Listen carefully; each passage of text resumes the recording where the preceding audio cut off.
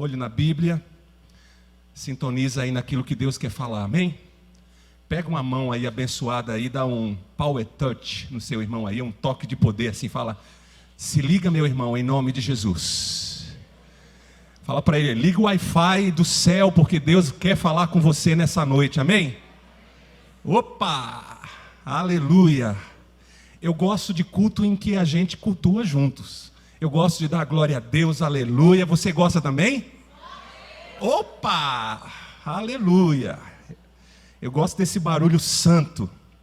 Daniel capítulo 5, versículo 25 diz assim: as palavras que foram escritas foram a seguinte frase em aramaico: Mene, mene, tekel, upharsin. E este é o significado dessas palavras. Mene, mene, Deus avaliou e contou os dias do teu reinado e decretou o seu fim. Versículo 27, tekel, foste pesado na balança e achado em falta. Fecha os teus olhos, Pai. Queremos meditar mais uma vez na tua palavra. Obrigado por essa noite tão especial que o Senhor preparou para nós. Fala, Senhor, porque nós, teus servos, queremos te ouvir. Fala com a tua doce voz ao nosso coração. Muda aquilo que precisa mudar, fere-nos com a tua palavra e cura-nos, Senhor, nesta noite. Porque queremos isso, Senhor, para sermos transformados, mais uma vez, pela tua palavra, Senhor. Em nome de Jesus. Quantos podem dizer amém? Amém. Aleluia. Nós estamos falando sobre esse tema. Como é que é o tema? Minha missão, meu campo de batalha. Então vamos fazer o seguinte: eu falo minha missão, vocês falam meu campo de batalha, tá bom? Vamos lá? 1, 2, 3 e... minha missão. Minha missão. Agora com aquela mão de valente assim, levanta, vai lá. Minha missão. Opa! Deus deu esse tema profético aos nossos pastores, pastor Léo, pastor Gustavo, né? Estávamos em reunião, pastor Newton. A gente recebeu isso da parte do Senhor e esse tema é muito rico para o nosso crescimento. E eu orando, buscando o Senhor, o que eu vou falar, Senhor, sobre missão? E Deus me deu esse texto de Daniel. O que esse texto revela? Revela como pensa o Criador. Como pensa o Criador. O Deus que criou você, Ele pensa assim. Ele pensa que todas as coisas que Ele faz precisam ser avaliadas e contabilizadas. Deus não é um Deus que desperdiça. Deus é um Deus que faz as coisas e faz com propósito.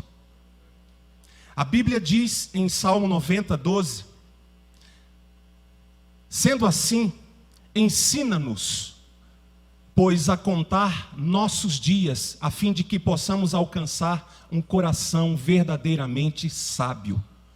Então, Deus, quando Ele olhou para o rei Belsazar, um homem que brincava de viver, brincava com as coisas de Deus, conhecia a história do seu pai Nabucodonosor, mas não tinha temor nem respeito pelas coisas do Senhor.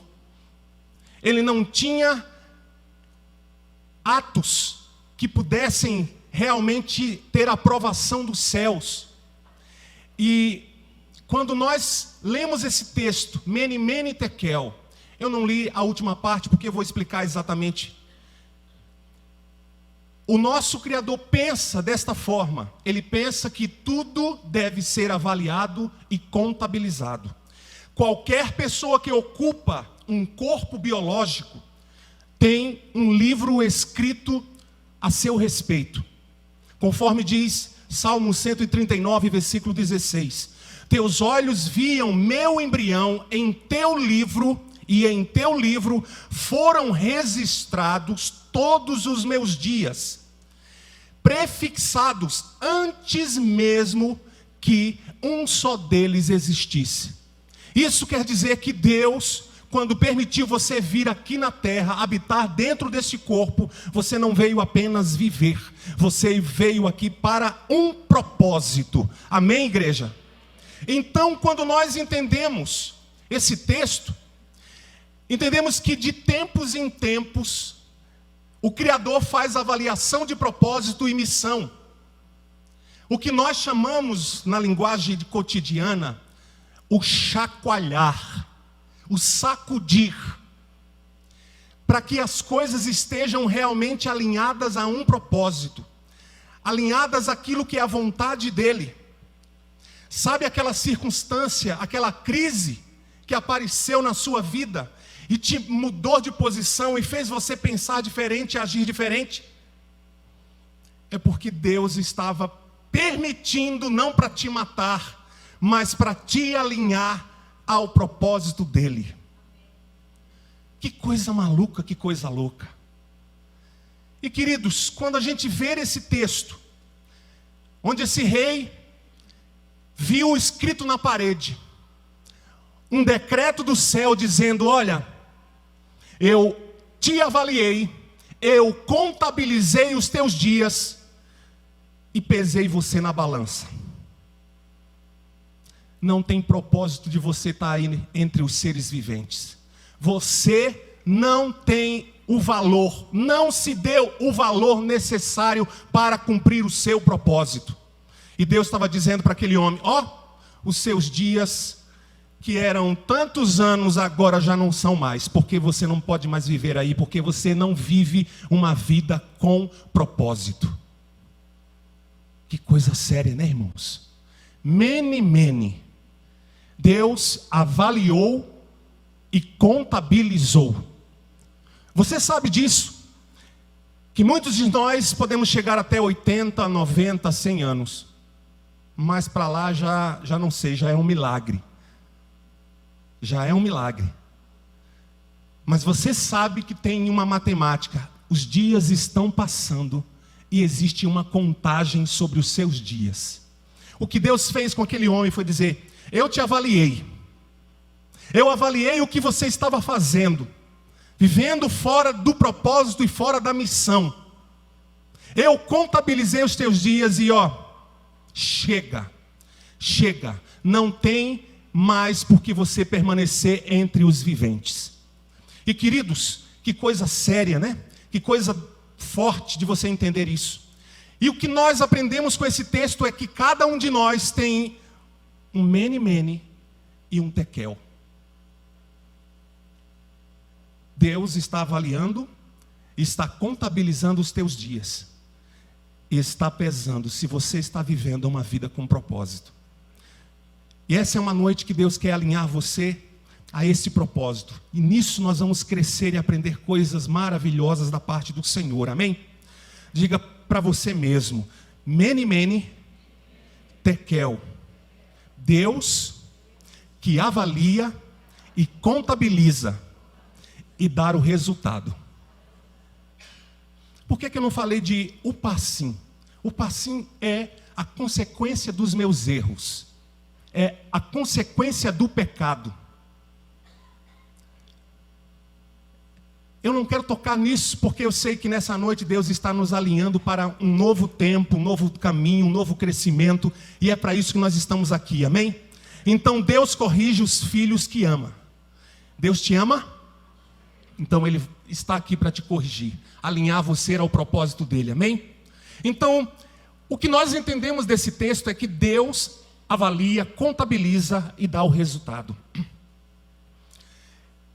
Eu queria fazer algumas declarações proféticas de empoderamento, que você vai entender isso.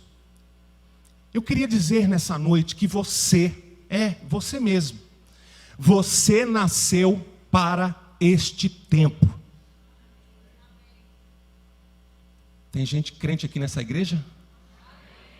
Você nasceu para este tempo.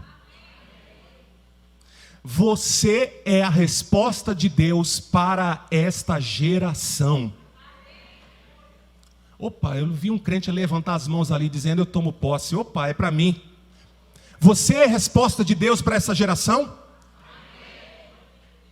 Não existirá outra pessoa igual a você para fazer aquilo que Deus determinou no céu na sua geração. Não vai existir outro.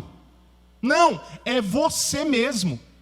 Não vai existir outra pessoa como você, com a sua força, com as suas qualidades, sabe, com a sua vocação. Tudo Deus colocou dentro de você para esta geração. Você não vai ter outra vida. Você não vai ter reencarnação. Isso não faz parte do nosso contexto cristão. Nós só temos uma vida e temos que aproveitar ela para aquilo que Deus planejou, para o propósito de Deus que Ele determinou nos céus, amém?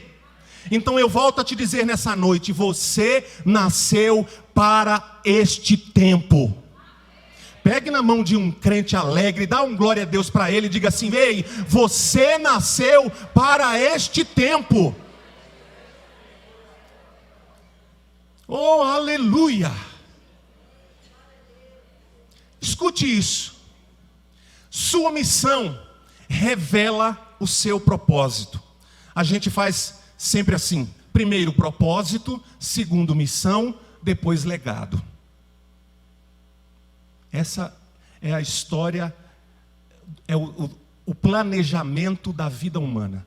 Há um propósito para cumprir uma missão e para deixar um legado. Diga: propósito, missão, legado. Mas eu só conheço o propósito pela missão. Quer ver isso? Jesus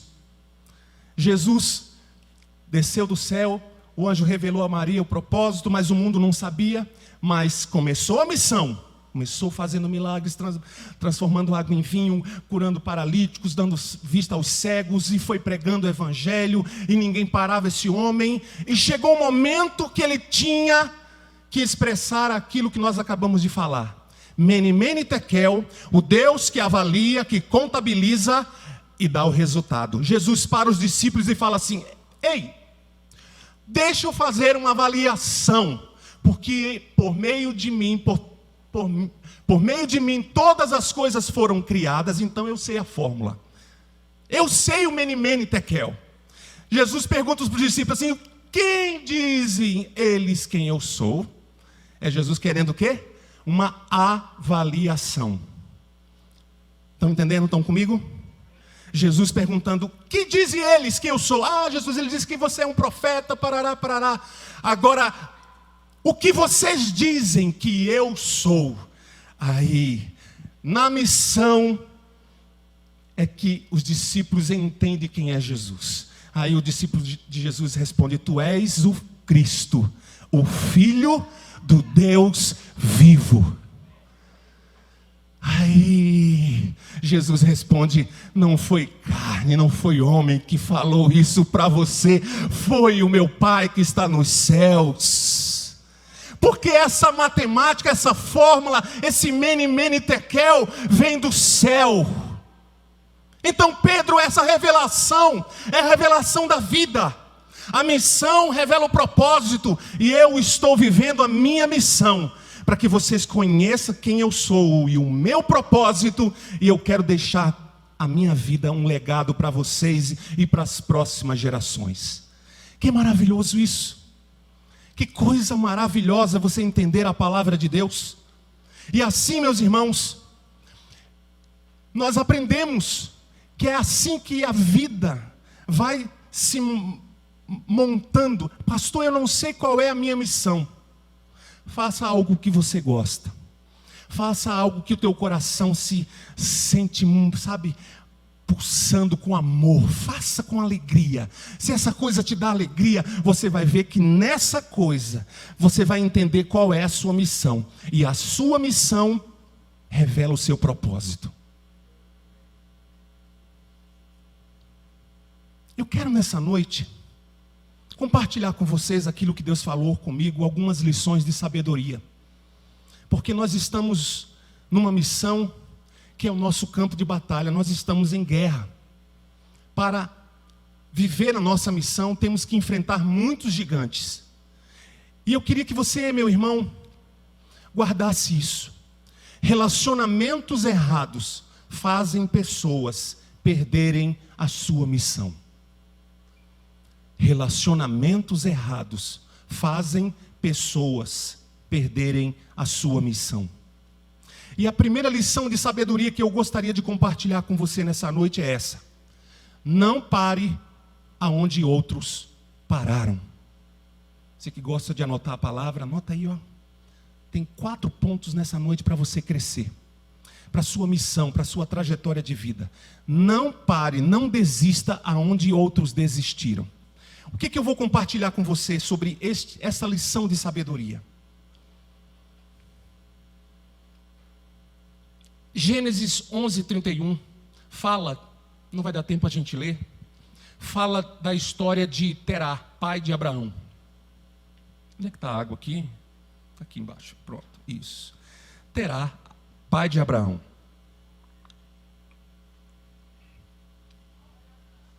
Gênesis 11:31. A Bíblia diz que Terá tinha 3 filhos: Abraão, Arã e Naor. 3 filhos, perdeu um. E a Bíblia diz que ele foi... Parece que ele perdeu o chão. Parece que ele não sabia mais o que fazer. Foi uma perda dolorosa na sua vida, que ficou completamente um homem estranho. E a Bíblia diz que ele reuniu com Abraão, com seu sobrinho Ló, com Sarai, na época era Sarai, e diz assim: vamos ligar o GPS e vamos marcar para a gente chegar em Canaã. É para lá que nós vamos. Pegaram todas as mochilas, camelos, vamos embora. Partiram eles para onde? Para onde? Opa, vocês estão comigo, né? Para Canaã.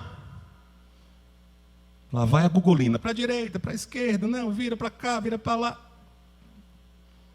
E no meio do caminho, a Bíblia diz que eles pararam numa terra chamada Harã. A Bíblia diz que Terá morreu com 250 anos e não chegou até a terra de Canaã. Não se sabe por que ele decidiu parar naquela terra. Eu fico conjecturando, pensando: Deus, o que é que houve naquele homem? Por que ele não foi até Canaã? Aí eu fico pensando: será que o nome do lugar fazia lembrar o filho que perdeu, e por isso ele vivia sabe, algumas pessoas que não conseguem mais fazer alguma coisa porque tem alguma dor, alguma lembrança que paralisou ela, e ela não consegue porque aquilo foi muito forte? Não sei. Só sei que ele parou naquela terra e lá morreu. E a Bíblia diz em Gênesis 12 que Deus intervém e diz: Abraão,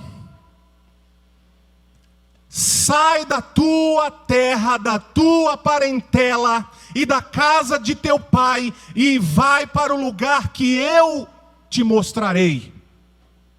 Era Deus dizendo: saia da cultura da tua casa, das crenças do teu pai, da idolatria da tua geração, de coisas que você viu que me desonrava. Saia, se movimente desse território de idolatria, porque eu não estou aí, e eu quero mudar a tua história, Abraão. O que nós aprendemos com isso? É o Deus que intervém na nossa missão, para que a gente alcance Canaã. Canaã tem uma linguagem de entender que lá é o lugar da promessa. Deus tinha um compromisso em mudar a história de Abraão, mas Deus teve que intervir naquela situação, e dizendo: Abraão, saia dessas crenças, saia deste ambiente que não me honra, que não me adora. Saia desse território que pessoas não pensam como eu penso. Eu já tive essa ruptura santa, onde Deus me tirou lá de Alagoas para vir para Brasília. Subi no meu jeguezinho: bora, meu filho, vamos para Brasília? Bora? deixei a casa dos meus pais e fui viver a minha história, a missão de Deus para mim. Escute, vai haver momentos em que você vai ter que pedir direção a Deus para fazer esses tipos de ruptura, senão você não rompe, senão você não cresce. Porque Abraão poderia estar ali naquela terra fazendo as mesmas coisas e continuando ser um homem que não vivia a sua missão. Mas Deus interveio na história de Abraão para mudar a sorte dele, para dar para ele uma grande missão em ser um pai de multidões. Amém, queridos? Olhe, o que nós aprendemos com essa lição é que nós não devemos parar aonde outros pararam. Se pararam por medo, se pararam por decepções, se deixaram de servir a Deus, se deixaram de ser homens de Deus e mulheres de Deus, se deixaram de orar, se deixaram de ler a Bíblia, se deixaram de jejuar, se deixaram de se entregar a Deus. Outros estão também como referência olhando para esses homens que pararam. Não, Deus está dizendo nessa noite: não pare. Não pare de ser um dizimista, um ofertante, um homem que faz prova de Deus. Ande com Deus como Abraão andou.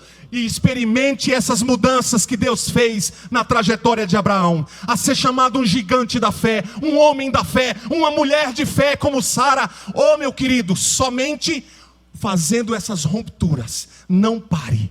Não pare, não pare aonde outros pararam e desistiram de ser fiel a Deus. Amém, queridos? A segunda coisa que eu quero compartilhar com vocês é que os relacionamentos, eles podem sim atrapalhar a sua missão. E eu quero aqui chamar a atenção para esses cuidados, porque você está num campo de batalha da sua missão. A segunda lição de sabedoria que eu queria compartilhar com você: não viva a missão de terceiros, não viva a missão de outros. Por quê? Como eu disse no começo, Deus colocou em você a força certa, a forma certa, a voz certa, o timbre certo. Tudo está em você para você viver a sua geração e a sua missão. Quando nós decidimos colocar uma roupa de outros, abraçando a missão de outros, começamos a viver demasiadamente atribulados e meio que perdidos. Onde nós encontramos isso? É nesse homem que Deus encontrou com ele, Abraão, dizendo: sai da tua terra, da tua parentela, entra no campo de batalha, tu tens uma missão muito grande. E aí, o que ele faz? Chama o sobrinho: vamos levar parente conosco, vamos lá. E a Bíblia diz que no meio da sua caminhada e jornada, Ló trouxe algumas tribulações para Abraão, trazendo confusão entre os pastores. Teve que ter um racha. Depois Ló se meteu numa confusão e teve que Abraão pegar 318 e ir lá salvar ele. Veja que Abraão está gastando energia, está gastando dinheiro, está gastando tempo para resolver a missão de outro. E chega um momento em que tem que fazer essa separação, para que Abraão trilhasse o projeto e a missão que Deus tinha para ele. O que Deus está falando conosco? Sabe aquela reunião familiar que você senta e aí começam os familiares contar os problemas de família e quer que você resolva? Sabe aquele seu ouvido que está tão aberto para ouvir e as pessoas chegam naquele churrasco familiar: olha, o fulano fez isso, fez aquilo, você pode fazer alguma coisa? Fala com seu tio, fala com a sua mãe, fala com não sei o quê. Alguém já experimentou isso? Algum parente, algum familiar chegar querendo te envolver para que você entre naquela guerra, entrando naquela guerra, fazendo você se mover para tentar apagar um incêndio que outros cometeram? Será que eu estou falando? Será que eu estou no céu? Eu estou na terra, irmãos? Só eu? Eu já vivi isso. Eu já vivi isso. Faz aquilo, ó, o fulano causou uma dívida, não sei o quê, vamos fazer não sei o quê para arrumar, e no nananã, e depois que paga ele continua fazendo as mesmas besteiras. Será que só eu? Opa! Sabe o que é isso? É outras pessoas querendo que você viva uma missão que não é a sua. Você pode até ajudar porque você ama, assim como Abraão amava a Ló. Socorria em momentos de dificuldades, foi salvar ele e toda a sua casa. Mas não era para isso que Deus chamou Abraão, para ser bombeiro de família, para apagar incêndio, para socorrer, para fazer. Não era isso. Deus tinha uma missão muito grande para Abraão. E Deus tem uma missão muito grande para você, mas você precisa ter sabedoria para administrar essas coisas que vêm envolver você no processo da sua caminhada. Não viva a missão de outros, porque isso vai trazer danos para a sua jornada. Escute, irmãos, nesse mesmo entendimento e sabedoria, eu trago para vocês a lição do andaime. Andaime. Põe aqui para mim. Andaime. Isso, obrigado. Escute, quantos aqui mexeram com obras aqui em casa? Opa. Decoração nova, vamos pintar, vamos colocar o luxo lá em cima e precisa de um andaime. O andaime traz o quê? Velocidade à obra. Movimenta aqui, acaba aqui, manda mais um pouquinho para cá, e mexe ali, pinta ali, taraná, e parafusa aqui, dá movimento. Olha aí. Dá movimento rápido na obra. Mas quando acaba a obra, e a decoração também, o andaime perde a sua função. O que nós vamos aprender nessa noite sobre isso? É que tem gente que quer deixar na sala. Qual é o lugar mais especial da sua casa? É o quarto? É a sala? É o lugar que você mais investe na cozinha? Tem gente que quer deixar andaime nesse lugar muito especial, ocupando um espaço desnecessário, atrapalhando, gerando aborrecimentos. Tem gente que quer deixar o andaime no lugar onde se mais valoriza da sua casa, da sua vida.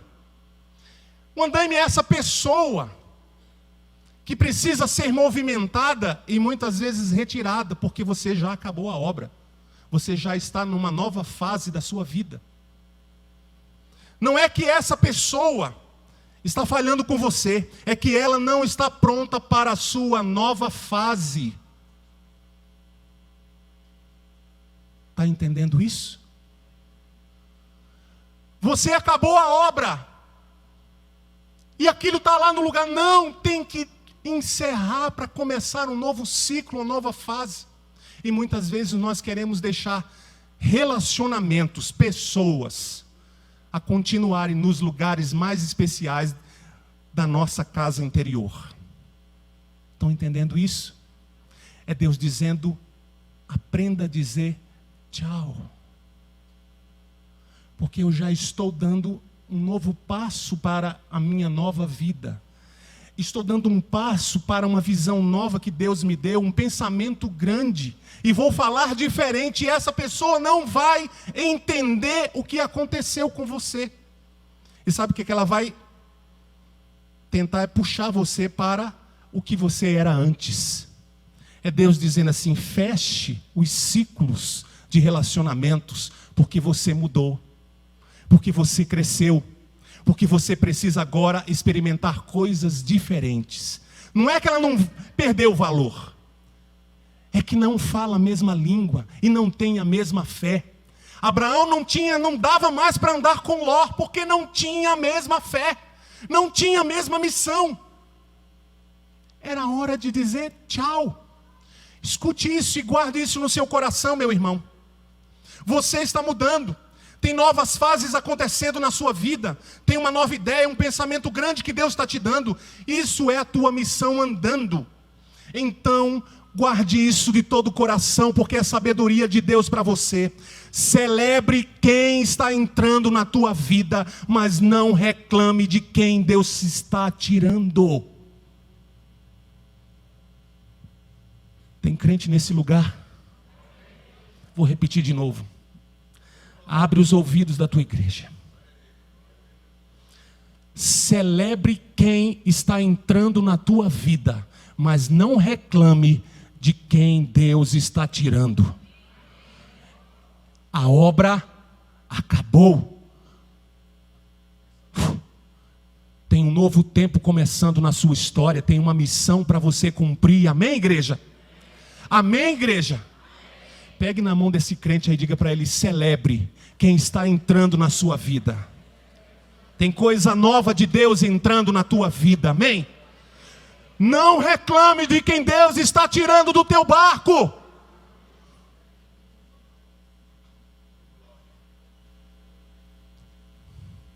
Guarde isso, porque isso é sabedoria de Deus, meu irmão. A terceira lição que Deus quer compartilhar de sabedoria: solte as amarras e deixe a sua missão fluir. O que é isso, pastor? Vou falar de dois irmãos da mesma família de Abraão, netos de Abraão. Mas antes eu quero falar de mim mesmo, porque eu sou um testemunho de milagres. Eu tocava em uma banda em Maceió, das Assembleias de Deus, chamado Mensageiro da Paz. Comecei tocando cavaquinho, depois fui para violão, depois fui para violão de 12, depois fui para guitarra e cantava. E meu prazer era sempre estar na casa do Senhor. Meu irmão e meu primo compraram uma guitarra meio a meio e deixaram a guitarra comigo para eu estudar. Era uma Fender e eu amava, passava horas e horas estudando escalas, frases e música e aqueles gibizinhos que a gente comprava nas bancas, né? Para a gente aprender novas harmonias, novos acordes, e tudo isso era o meu mundo. E chegou um momento em que o grupo acabou e a guitarra ficou na nossa casa, mas aí houve uma discussão entre eu e o meu irmão disse assim: eu quero a guitarra. Eu disse: não, uma parte é do meu primo e a outra é sua, como é que faz? Vai quebrar no meio? Não, eu quero a guitarra. Aí partiu para a força. Aí foi aquele reboliço, né, irmãos? Cadeira para lá, tapa para cá, soco para lá, e ele era mais velho, mais forte que eu, então eu apanhava mesmo, né? Mas eu não... E guerra. Aí chegou um momento em que ele pegou meu pescoço, me deu uma chave de braço, eu vi isso aqui afundando, eu perdendo o ar, ficando vermelho, sem oxigênio e já me desfalecendo. E aí foi a hora que a minha mãe pulou em cima do meu irmão, começou a dar soco nele: salte, meu filho, salte! E dava murro, soco na cara dele, nas costas, e ele não soltava. E chegou um momento que eu desfaleci. E aí minha mãe conseguiu tirar ele, né? Você quer matar o Josué? Você vai matar! E aquele escândalo, aquela confusão toda. Irmãos, meu irmão, naquele momento de sangue fervendo, dizia: eu vou te matar. Fui lá dentro, pegou uma peixeira bem grande, lavou eu no meio da rua, correndo, e ele atrás de mim, eu passando no meio dos carros, ele com um facão enorme. Pronto, eu vou morrer, e eu estou fugindo da morte, né, irmãos? Então, sei que eu consegui escapar correndo. Entrei dentro de um ônibus que estava passando, parei o ônibus, entrei e ele não conseguiu entrar. E fui para a casa de um amigo meu. Fiquei lá assustado, traumatizado com tudo aquilo. Pedi socorro com a roupa rasgada, com o pescoço inchado e com a sensação de morte, né? Do perigo de morte, né? Que eu não posso sair na rua porque isso, né, me trazia um pânico. Fiquei na casa dele, que tocava teclado no grupo, e me deu guarida, me guardou durante uma semana. Ia na porta do meu amigo, descobriu que eu estava lá e tentava me ameaçar, fazendo, né, me devolva a guitarra, porque a guitarra é minha. Resultado, passou-se uma semana, minha mãe pede pelo amor de Deus para voltar para casa, porque está tudo em paz. E aí, voltei para casa, devolvi a guitarra chorando. Era como se fosse um filho, sabe, irmãos? Toma aqui, o filho que é teu, toma aí. Entreguei. Passei anos sem ter prazer de tocar guitarra. Aquilo gerou um bloqueio em mim. É como se tivesse anzóis aqui, ó, me puxando. Eu não conseguia avançar. Anzóis com cordas segurando uma situação que não estava resolvida. Passou 1 ano, passou 2 anos, passou 3 anos e eu vim para Brasília. E aí comecei a tocar teclado. Veja, inconsciente. Fui buscar uma área que não me trazia lembranças dolorosas. Estão entendendo isso? Fui buscar uma coisa que não era a minha área. Eu era guitarrista, mas eu fui aprender a tocar teclado. E comecei a aprender.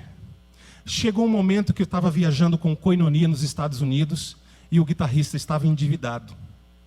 E ele tinha uma guitarra Fender igualzinha, irmãos. Igualzinha. E disse assim: Josué, não sei porque que eu estou te falando isso, mas é o seguinte, cara. Estou precisando de grana, cara. Estou precisando de grana, cara.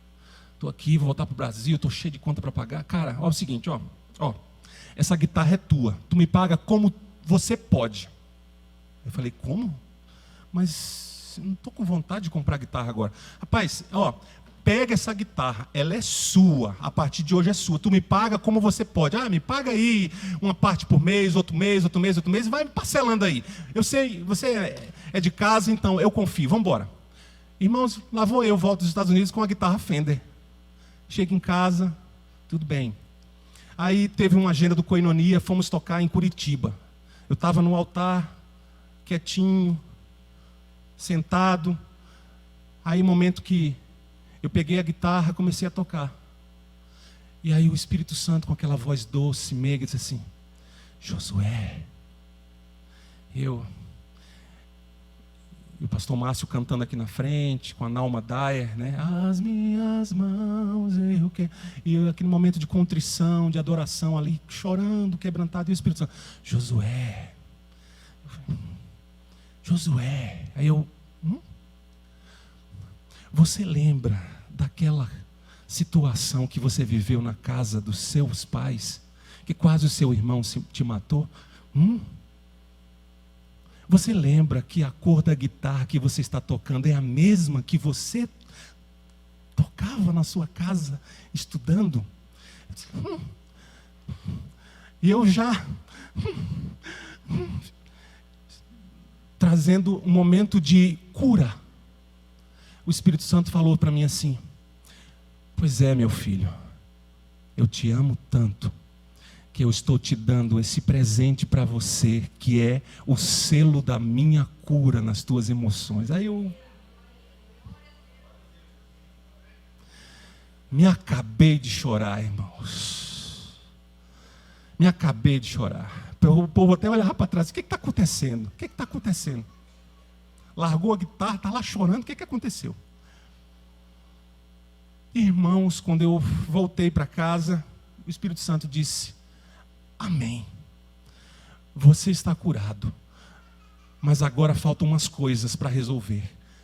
Tire as amarras que prende de você continuar a sua missão.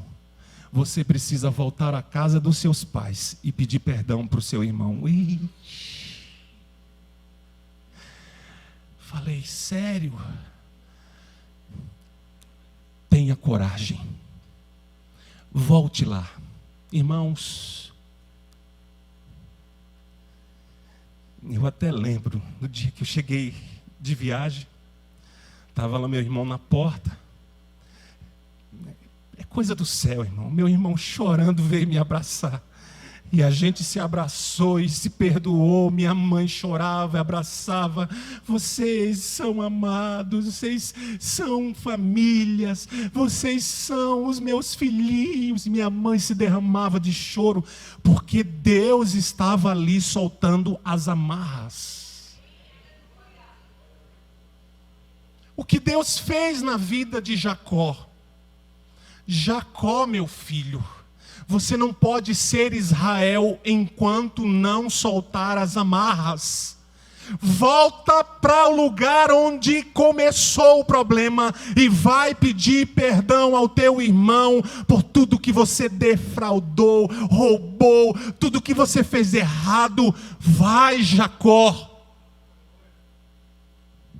E é naquela noite em que a gente canta com tanta alegria que Jacó segurou o anjo, amarrou o anjo e toma para cá e toma para lá, mas foi uma sarrabuiada de Deus na cara dele. Toma, sem vergonha, volta, porque tu está fugindo do teu destino, da tua missão. Tu tens que ser homem. Jacó, depois que foi ferido, ele tomou posição para soltar as amarras da vida dele. E a partir dali, sabe o que a Bíblia diz? Ele foi chamado de Israel, príncipe de Deus, príncipe que luta com Deus. E a vida dele, e a missão dele avançou para ser um grande homem, um grande herói da fé. Vocês estão entendendo isso nessa noite? O que Deus está dizendo conosco? Solte as amarras da sua vida. Solte aquilo que está prendendo o seu destino, a sua história.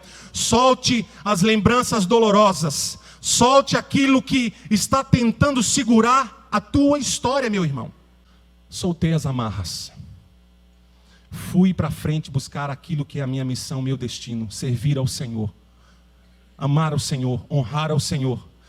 Edificar a minha família para o Senhor. Deus está falando com você nessa noite. Solte as amarras. A última coisa que eu guardei no meu coração para compartilhar. Estamos na reta final. Escute. Sempre termine aquilo que você começa. Guardou essa? Vou chutar de novo aqui. Sempre termine aquilo que você começa.